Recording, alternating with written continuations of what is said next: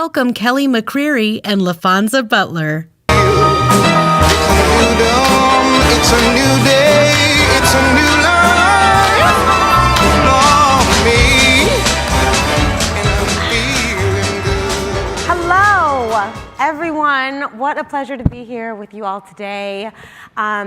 Incredible lineup of incredible speakers, and we have one more before you. I'm speaking to Laphonza Butler today, president of Emily's List. I have a lot of questions for you. Maybe you have some for me too, so let's dive right in. Let us waste no time.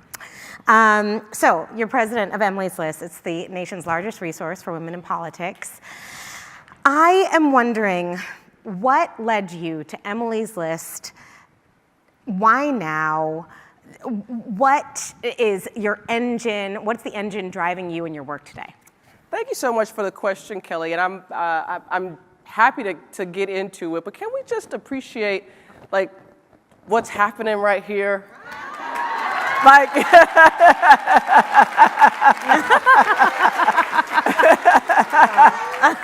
long-running Grey's Anatomy. Can we just celebrate this sister and give her flowers? Look, my story in coming to Emily's List and my choice, Kelly and I have been talking about we both have a daughter. My daughter is a little bit older, but my why to Emily's List is really all around my daughter, and it really is the story of a turtle. I know, right? Say more. Say more, please. So, I came to Emily's List, made the decision to join Emily's List late in 2021. And my daughter was doing kindergarten at the kitchen table like most people's kids. But in 2020, at the end of 2020, I was listening to her class have a mock election. And the turtle was running, if you hadn't gotten that part yet. But so the turtle was running. There was a wolf running, there was a snake running. There's lots of people running. Anthropomorphized people. Right, Yeah. people running in their election. And I'm listening I could hear like my daughter's participation in the conversation. Mm-hmm. And I heard, before I had to get on my own Zoom, that she was the only kid that voted for the turtle. And so at the kitchen table, at dinner, we had to talk about this. So I needed to understand why my child voted for the turtle. It's like, well, I asked, well, Nyla, who won the election? She said, The wolf won. Well, why did the wolf win? She said, well, because he promised that he would give more time at recess and that kids would get more candy. Right. And I looked at my daughter. I'm like, well, you like all of those things.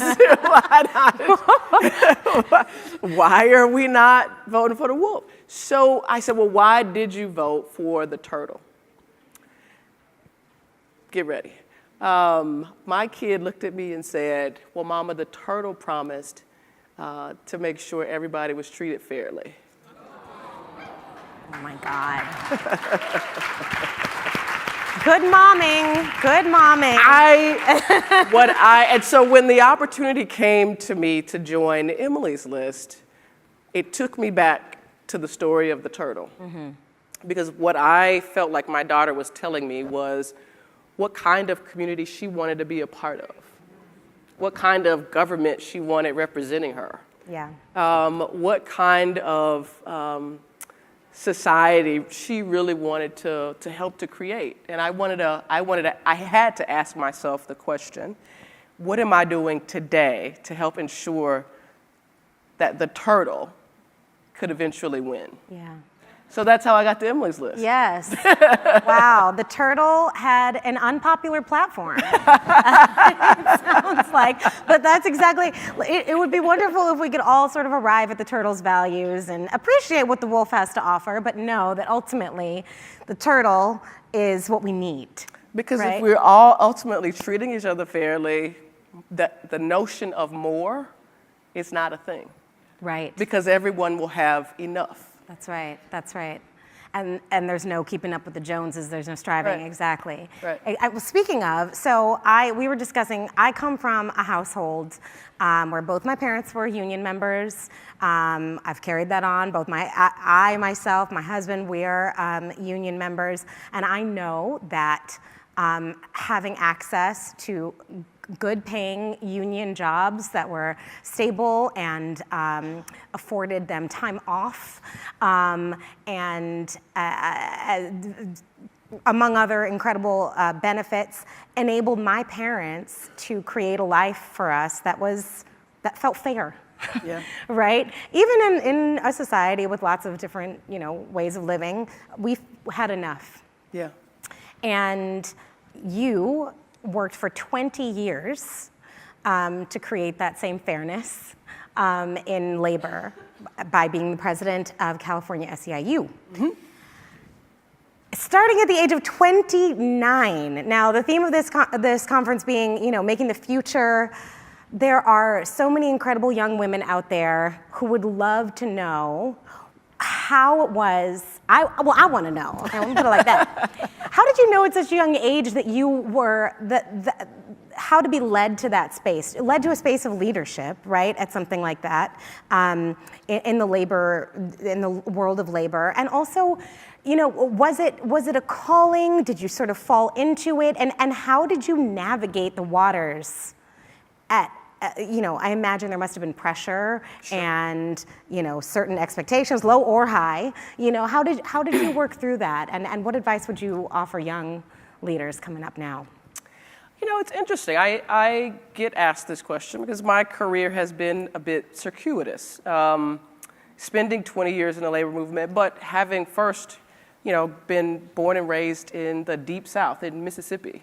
Finding my way to the labor movement, finding my way then to working on behalf of Vice President Harris when she was running for president, being a leader of policy and politics for Airbnb, and then winding up at Emily's List. It has been quite a journey. And so for me, I think about why I'm doing something. Mm-hmm. And then once I'm clear on why I'm doing it, I can be quite tunnel visioned about it. When I came to California in 2009, I knew that I wanted to accomplish 10 things at SEIU California. I wrote down my 10 things, and when I had accomplished my 10 things, I left. And most people thought, well, that's crazy. Like, you're only 39 years old. Why are you leaving at the height of your career? You're meeting with governors, you're doing this and that. I came to do what I came to do. I came to run my leg of the race. Mm-hmm. And it was time for me to pass the baton for someone else to run whatever was their leg of the race. And so for me, it's that clarity. I was raised in the Deep South. I lived poverty. My father died when I was 16 years old. My mother worked 3 jobs, sometimes all at the same time, to give me and my 2 brothers a better opportunity. Mm-hmm. I went to a historically black college where I was able to have professors who were on the floor of the Democratic National Convention when Fannie Lou Hamer famously said in 1964 that she was tired of being sick and tired. Those were the people I learned from every single day, who taught me that there were structures that permitted my family's poverty. That's right, right. And so being a part of the labor movement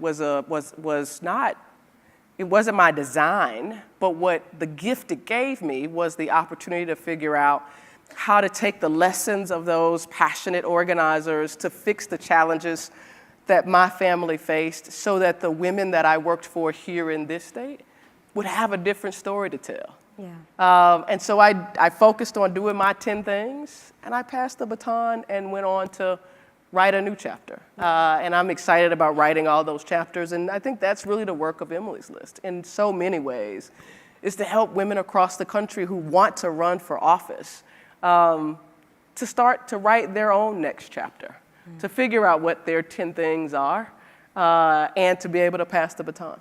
Yeah.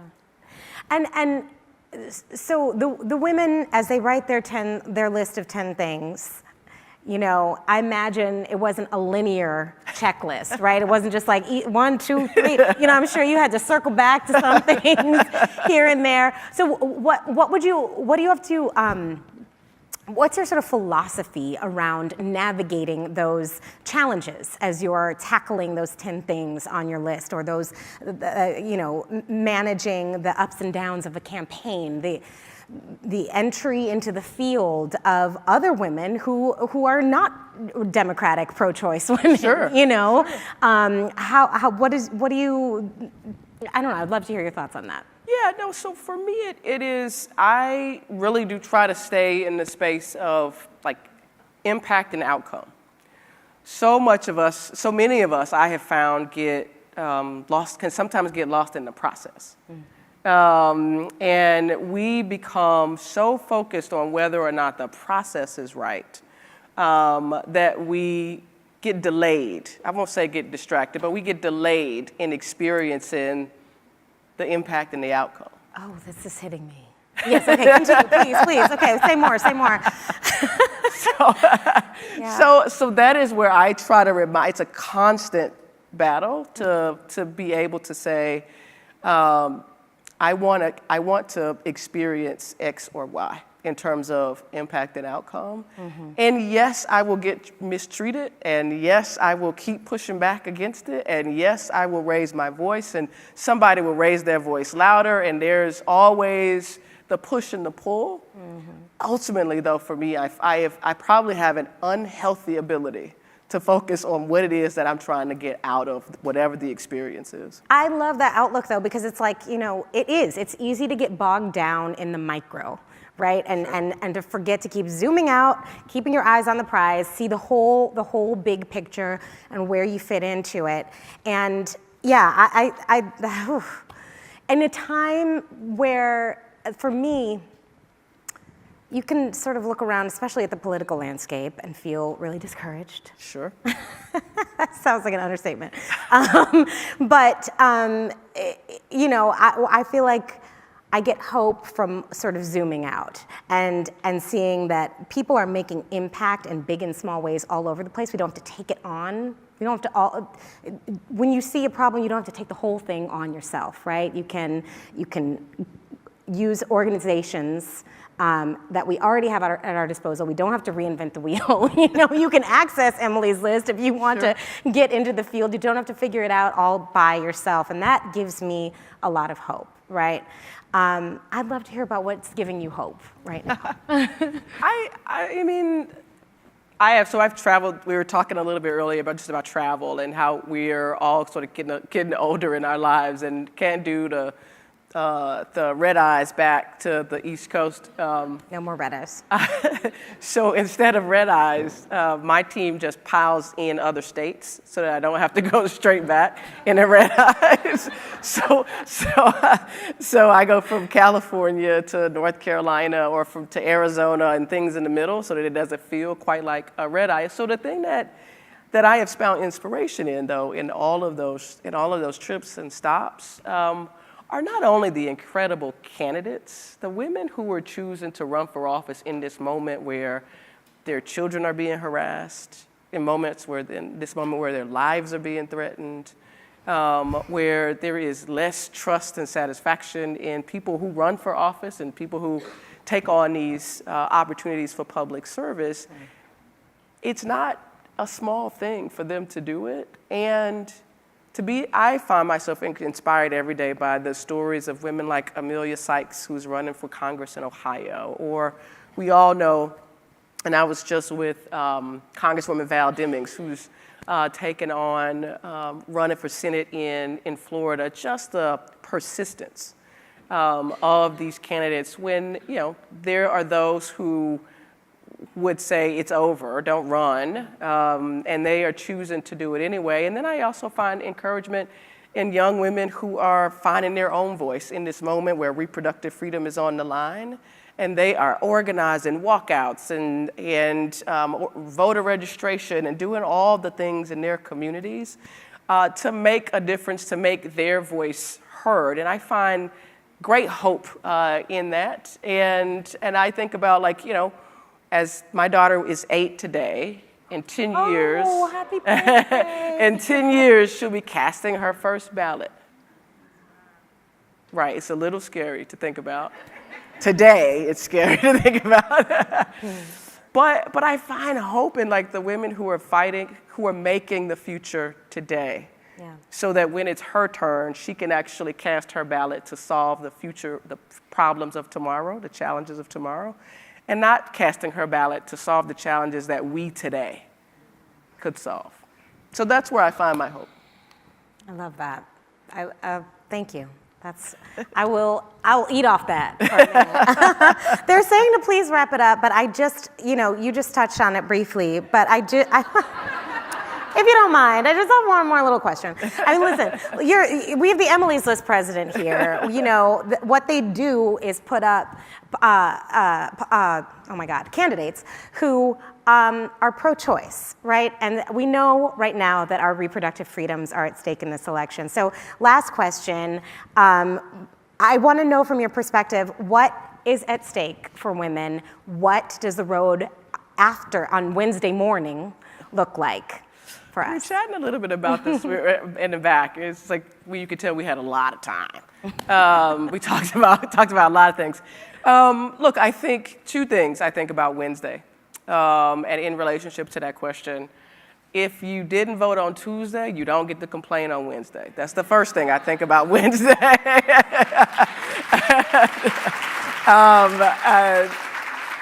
And then secondly, when we all in this room vote and we take our friends to vote on Tuesday and we get up on Wednesday, we've got to make sure that we take a moment to take care of ourselves, to look at and love our loved ones, and then on Thursday we have to get back to work. I think what Coretta Scott King told us is more important today than it has ever been, and that is that justice is not won in a single is not ever truly won, but it is fought for and earned every generation. And so we have to continue. We have to know that an election is not the end; it is just the beginning. And so when we vote on Tuesday, we get to rest on Wednesday, and we get back to work on Thursday, creating the future and making the future that our daughters and that America's daughters deserve. Yes, thank you. Thank you, Laphonza. Thank you all. Let's all get out there, vote, tell your people to vote, vote. And watch Grey's Anatomy.